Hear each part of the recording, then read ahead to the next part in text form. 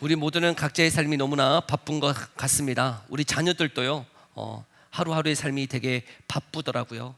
그래서 우리 자녀들이 어렸을 때는 겨울에 이렇게 같이 모여서 이야기도 하고 또 장난도 치면서 잠도 들고 했었는데, 이제는 그 자녀들이 크다 보니까요, 한 침대에서 누워있기도 벅찬 그런 시간들이 있더라고요.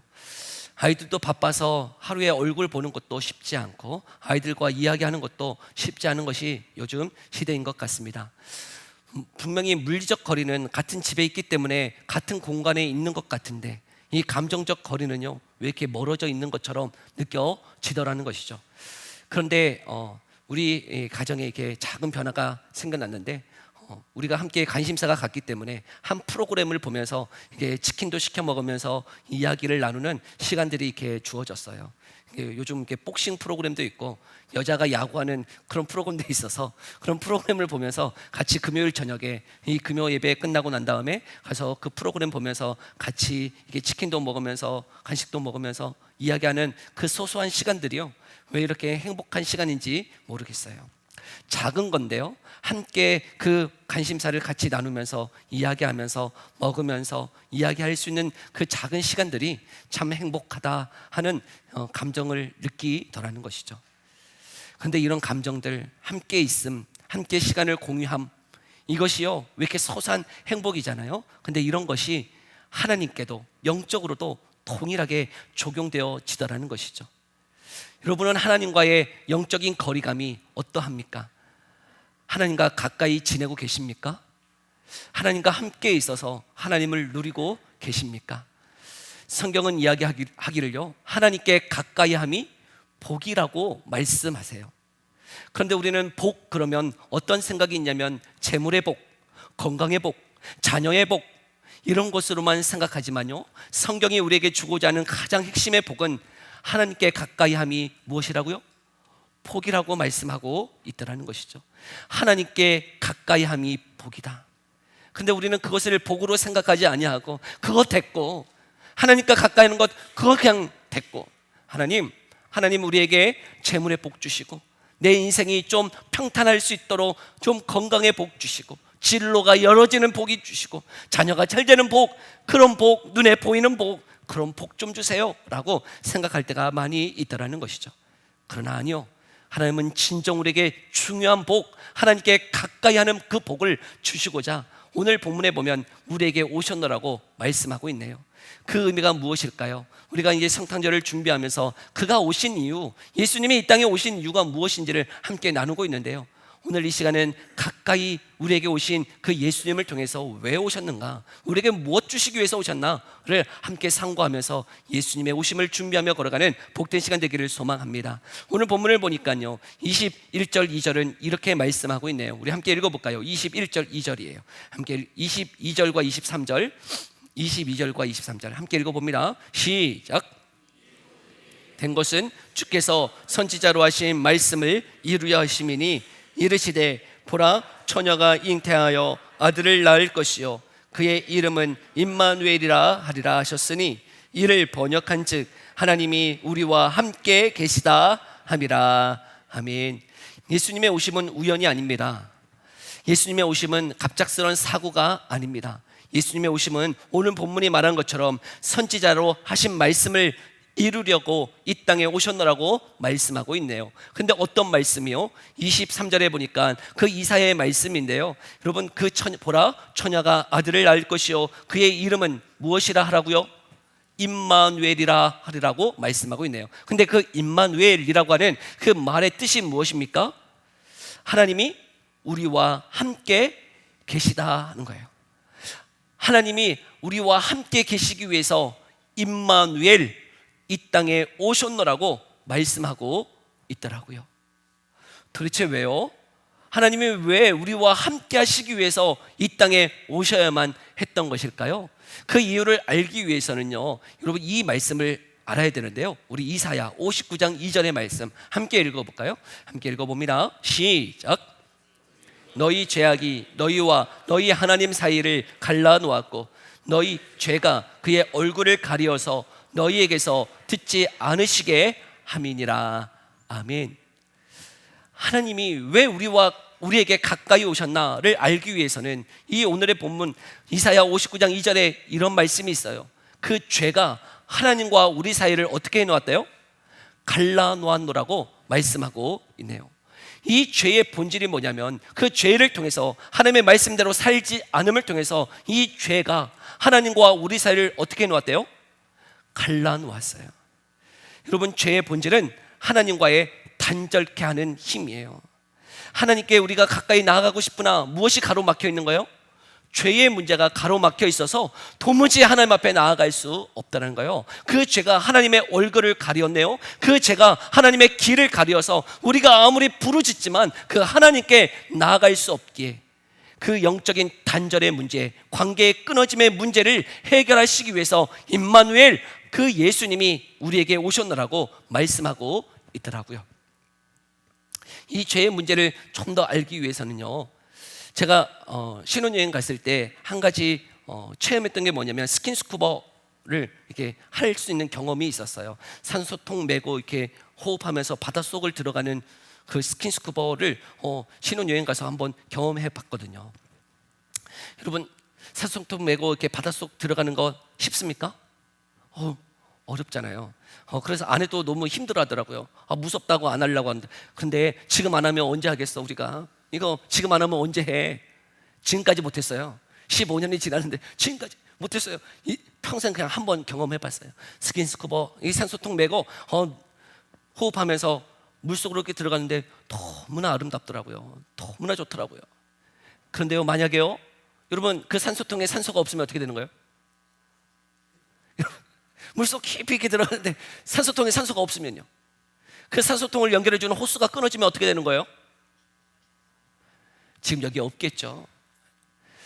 여러분, 산소, 여러분, 우리의 인생에 산소와 같은 분이 계시는 거예요. 그게 누구신 거예요? 하나님의 하나님. 여러분, 우리는 그 하나님과 연결되어 있었는데 그 하나님과 단절되어짐으로, 끊어짐으로 우리의 상태는 어떤 상태에 있는 거예요? 죽음이에요, 죽음. 여러분, 그 죄로 인해서 그 산소와 연결되어 있지 않는 상태에 있는 저와 여러분들을 위하여 그 예수님이 오셨노라고 말씀하고 있는 것이죠. 그래서 예수님이요, 요한복음 15장 5절에 이런 말씀을 하시네요. 함께 읽어볼까요? 요한복음 15장 5절 함께 읽어봅니다. 시작. 너희는 가지라. 그가 내 안에, 내가 그 안에 거하면 사람이 열매를 많이 맺나니 나를 떠나서는 너희가 아무것도 할 수 없음이라. 아멘. 우리는 마른 막대기와 같은 가지예요. 여러분, 그 가지가, 여러분, 그 줄기에 나무에서 떨어져 있는 그 가지가 살아갈 수 있나요? 열매를 맺을 수 있나요? 없는 거예요. 여러분, 그 가지는 연결되어야 돼요. 누구와요? 하나님과 연결되어야만 열매를 맺더라고 말씀하고 있는 것이죠. 이처럼 죄의 문제는요, 우리가 뭐 어떤 나쁜 행위를 했다, 나쁜 행위를 해서 나는 죄인이다, 이런 정도의 수준이 아니라 그 죄로 인해서 누구와 단절되어 살아가는 거예요? 산소와 같은, 또 나무 되시는, 생명 되시는 그 하나님과 단절되어 살아가는 문제의 직면에 있더라는 것이죠. 하나님을 알지 못해요. 그의 얼굴이 가려워져 있어요. 그의 귀가 막혀 있어서 우리는 부르짖어도 응답이 없는 인생을 살아가더라는 것이죠. 그런데 임마누엘 되시는 그 예수님이 우리와 함께 하시고 우리 가운데 가까이 오심으로 인해서 이 죄의 문제를 해결하시기 위해서 오셨노라고 말씀하고 있네요. 그래서 오늘 본문 21절을 보니까 이렇게 말씀하고 있는데요, 우리 본문 21절 함께 읽어볼까요? 함께 읽어봅니다. 시작.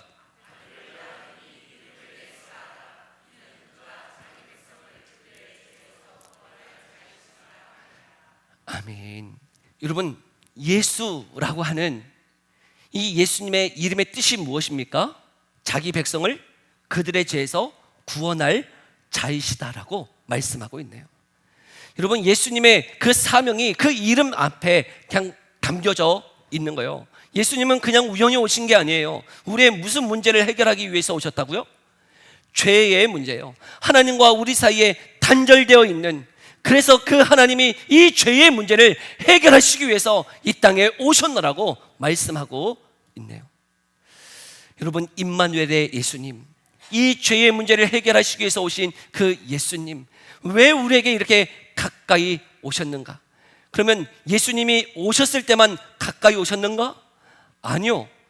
여러분, 이 하나님은 이미 구약 때부터 계속 이스라엘 백성에게 가까이 다가와 주셨어요. 죄로 인해서 멀어져 있는 우리들에게 하나님은 먼저 우리 가운데 오셨더라고요. 언제부터요? 구약 때부터. 근데 그 구약 때는 어떤 한계가 있었어요. 어떤 제약이 있었어요. 여러분, 이 이스라엘 백성 가운데 하나님이 임재하셨어요. 무엇을 통해서 임재하셨냐면 성전, 성막이라고 하는 것을 통해서 하나님의 임재의 상징으로 보여주셨네요. 근데 그 성막이 보여주는 어떤 한계가 있었어요. 여러분, 성막이 그 당시에 어떻게 생겼냐면, 성전 우리 구조 한번 보여주시겠어요? 그림을 보면 여러분, 성전은 혹시 보이세요? 네, 밑에가 이제 문이에요. 밑에가 문인데 뭐라고 써 있어요? 여인의 뜰이 있어요. 여인의 뜰. 여러분, 이 성전은 이렇게 담으로 둘러져 있어서 그 담 곁으로는 누구도 올 수 있어요. 이방인들도 다 성전 겉은 다 이렇게 볼 수 있어요. 근데 그 성전으로 들어가는 그 문은 이방인은 들어가요? 못 들어가요? 못 들어가요. 누구만 들어갑니까? 유대인들만 들어가는 건데, 그 유대인들 중에서도 이제 여인들의 뜰이 있어서 여인들은 여기까지만 와라 하고 구분해 놨어요. 그리고 그 안으로 들어가면 이스라엘의 뜰이라고 해서 이스라엘 남자들만 들어갈 수 있는 영역이 또 구분되어 있어요. 그리고 그 다음에는 제사장의 뜰이 있어서요, 이제 남자라도, 야, 유대인 남자라도 여기까지만 들어와. 그리고 더 들어갈 수 있는 건 누가 들어갈 수 있는 거예요? 제사장만 들어갈 수 있어요. 그리고 그 안에는 성소가 있는데, 여러분, 그 성소의 그 핵심에는 뭐가 있죠? 하나님의 임재의 상징인 성막이 있는 그곳은 뭐라고 불려지죠? 지성소예요. 지성소. 여러분, 그 지성소는 또 누구만 들어갈 수 있는 거예요? 대제사장만 1년에 한 번 들어갈 수 있더라고요. 여러분, 하나님은 분명히 이스라엘 백성 가운데 하나님의 임재의 상징으로 성전이 그 가운데 있었거든요. 근데 그 성전이 보여주는 한계가 있었어요. 이방인과 유대인을 구별했고, 그 유대인 중에서도 남자와 여자를 구별했고, 남자 중에서도 일방인과 제사장을 구분했고, 그 제사장 중에서도 대제사장을 구별해서, 여러분, 그 하나님의 임재의 상징인 지성소 안으로 들어가는 것은 누구밖에 할 수 없는 거예요. 대제사장도 1년에 한 번 들어가는. 근데요, 대제사장이 1년에 한 번 들어가는데, 여러분, 혹시 그 대제사장이 죄를 가지고 지성소에 들어가면 어떻게 되는 거예요? 1년에 한 번 들어가는데 죄를 가지고 들어가. 그럼 어떻게 되는 거예요? 죽어요. 그래서 혹 죽을까봐 여러분 못하죠? 들어갈 때 제사장의 허리에 끈을 묶어요. 그리고 방울을 달아요. 방울을 달고 들어가는 거예요. 지성소에. 여러분, 한번 생각해 보세요. 혹 내가 죄를 가지고 내가 생각하지도 못했던 죄가 있는데 혹시 들어가서 죽을까?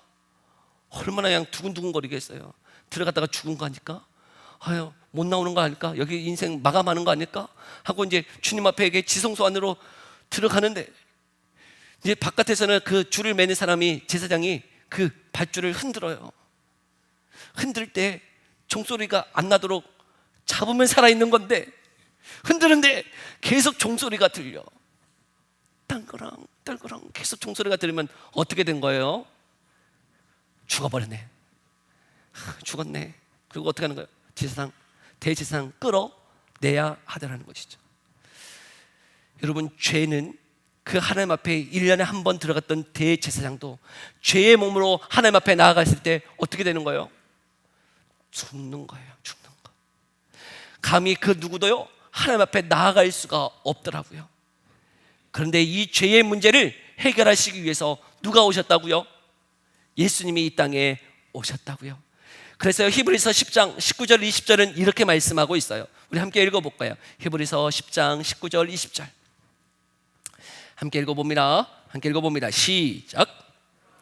형제들아, 우리가 예수의 피를 힘입어 성소에 들어갈 담력을 얻었나니 그 길은 우리를 위하여 휘장 가운데 열어놓으신 새로운 살 길이요, 휘장은 곧 그의 육체니라. 아멘. 여러분, 그 휘장은 성소와 지성소를 나누게 했던 그 하나님의 임재 앞에 그 누구도 들어올 수 없도록 했던 그 휘장이요, 그 예수님이 이 땅에 오셔서 자신이 저와 여러분의 죄를 대신해서 십자가에 죽으심으로 일어난 일이 무엇이냐면 그 휘장이 위에서 아래로 찢어져 그 성소로, 그 하나님의 임재 앞으로 다 나올 수 있도록 하셨노라고 말씀하고 있는 것이죠. 여러분, 그 은혜를 주시기 위해서 임마누엘 되시는 예수님이 이 땅에 인간의 몸을 입고 오셨노라고 말씀하고 있더라고요. 하나님과 단절되어 있었던 우리들, 죄로 인해서 그 하나님 앞에 나아갈 수 없던 우리들을 위해서 예수님이 친히 인간의 몸을 입고 이 땅에 오셔서 저와 여러분의 그 죄를 대속하시고 죽으심으로 그 하나님 앞에 나올 수 있는 살 길을 열어놓으셨노라고 말씀하고 있는 줄 믿습니다. 하나님께 가까이 나오라고요. 죄로 인해서 단절되어 있었던 그 관계를 회복시키기 위해서 예수님은 이 땅에 오셨습니다. 그 은혜 앞에 우리가 감사하며 경배하며 나아갈 수 있기를 간절히 소망합니다. 하나님과 소홀했던 우리들, 하나님 앞에 감히 나아갈 수 없던 우리들, 그 죄의 문제를 해결함으로 하나님과 화평을 누리고 평안을 누리며 하나님과 교제할 수 있도록 회복시키기 위해서 이 땅에 오신 그 예수님, 그 예수님을 믿는 저와 여러분들도 이제는 어떻게 해야 되는 걸까요? 하나님이, 예수님 되신 그분이 우리에게 가까이 오셨다면 우리도 어떻게 해야 될까요? 가까이 오면 우리는 또 뒤로 물러나는 거예요? 아니요. 우리도 어떻게 해야 되는 거죠?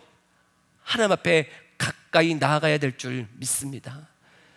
가까이 찾아오신 그 예수님의 그 은혜를 안다면, 여러분, 우리에게 그 죄의 문제를 해결하시고 하나님이 친히 우리 가운데 가까이 오셨다면 우리에게도 요구하는 것은 그 하나님 앞에 가까이 나오기를 원하세요. 그러면 하나님께 가까이 나아간다는 것이 도대체 어떤 의미일까? 오늘 본문 24절, 25절은 그 예수님의 육신의 아버지인 요셉의 이야기가 적어져 있는데요, 우리 24절, 25절 말씀 함께 읽어볼까요? 24절, 25절 함께 읽어봅니다. 시작. 주의 사자의 분부대로 행하여 그의 아내를 데려왔으나 아들을 낳기까지 동침하지 아니하더니 다음에 이름을 예수라 하니라. 아멘. 요셉은 그 마리아와 약혼한 상태인데 그 약혼한 마리아가 어떠했다는 소식을 들었습니까? 임신을 했다는 소식을 들었어요. 아직 잠자리를 하지 않았는데 약혼한 자신의 여인 이 마리아가 임신을 했대요. 그래서 19절에 보면 뭐라고 말씀하고 있냐면, 그의 남편 요셉은 의로운 사람이라 그를 드러내지 아니하고 가만히 끊고자 하여. 임신했다는 소식을 듣고는 그 여인 마리아와 가만히 조용히 그 관계를 끊으려고 했어요. 정리하려고 했어요. 왜냐하면 여러분, 약혼을 했는데 아직 잠자리를 하지 않았는데 임신을 했어요. 그럼 지금 뭐 한 거예요? 뭐 한 거예요? 바람난 거잖아요. 불륜의 그 현장의 소식을 들은 거예요. 근데 그는 의로워서, 여러분, 그 여인 어떻게 해도 정상이에요? 돌로 쳐 죽임 당해도 정상이에요. 그런데 그거 드러내지 않고 여러분 조용히 그 관계를 끊으려고 했어요. 그런데 그런 생각을 하고 있을 때 여러분, 한 꿈으로 천사가 나타나 말씀하시는 거예요. 오늘 본문의 말씀이에요. 야, 그 마리아가 잉태된 것은 성령으로 된 것이야. 그리고 그는 예수라 할 것인데 그는 우리의 모든 죄를 해결하기 위해서 오신 분이야. 근데 그 예수는 이미 선지자가 예언하였던 그 임마누엘의 하나님으로 이 땅에 오신 거야 라고 이 요셉에게 말씀해 주신 거죠. 요셉이 꿈을 깨고 난 다음에 어떤 감정이었을까요? 여러분, 지금 이 말을 들었잖아요. 지금 이 말씀 다 이해가 돼요? 여러분, 이 말씀이 이해가 되냐고요? 마리아가 지금 성령으로 잉태됐대요. 남자랑 잠자리에서 잉태된 건 아니고 성령으로 잉태됐대요. 근데 성령으로 잉태된 그 아들이, 여러분, 우리의 죄를 구원하시기 위해서 임마누엘이 되시는 하나님이 이 땅에 오셨느라고 꿈에서 이렇게 들렸는데, 여러분, 이게 이해가 되냐고요? 믿을 수 있어요? 저만 안 믿어져요?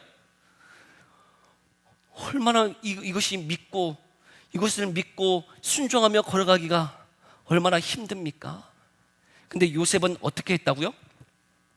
요셉은 잠이 깨어 일어나 주의 사자의 분부대로 행하여 그의 아내를 데려왔다는 거예요. 이해가 되어서요? 내 모든 해석이 가능해서요? 여러분, 그 하나님의 말씀을 들었는데 그것이 내가 다 이해하겠다고 되고 납득이 돼서 지금 순종하고 있습니까? 아니면 하나님의 말씀이기 때문에 지금 다 이해는 안 되지만, 다 해석은 안 되지만 순종하고 있는 겁니까? 후자일 거예요. 여러분, 무슨 요셉이 이 말, 내가 꿈을 잘못 들었나? 내가 지금 잘못 들은 거 아닌가? 이거 개꿈 아니야? 그런 생각이 들 텐데 그런 생각하지 아니하고 하나님의 말씀을 말씀으로 듣고 온전히 순종해서 마리아를 데려왔다고요. 아마 다 이해되지는 않았을 거예요. 다 납득되지는 않았을 것이에요. 그럼에도 불구하고 그 요셉은 그 하나님의 말씀 앞에 순종하며 나아가고 있다는 것이죠. 여러분, 하나님께 가까이 나아간다는 게 무슨 의미일까요?